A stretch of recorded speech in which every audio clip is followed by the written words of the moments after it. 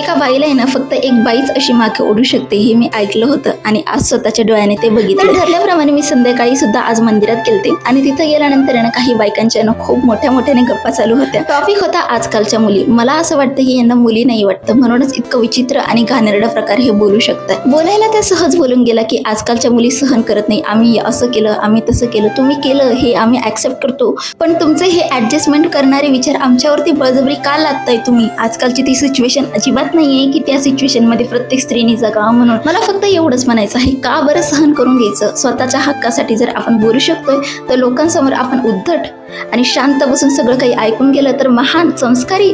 आणि खरं सांगते टॉक्सिक रिलेशनशिप एवढा अवघड नाहीये, पण हे असे लोक जर तुमच्या आसपास असेल ना तर कॉंग्रॅच्युलेशन, तुम्ही स्वतःला गमावलंय. मी तुम्हाला आत्ताच लिहून देते. मी तुम्हाला स्वतःच्या अनुभवावरून सांगते, तुम्ही जितक्या लांब या अशा लोकांपासून राहाल ना तितक्याच तुम्ही आनंदी आणि सुखी राहाल. आणि आपण बायका एक दिवस सगळं काही ठीक होईल म्हणून सहन करत जातो आणि हीच आपल्या आयुष्यातील सगळ्यात मोठी चूक ठरते.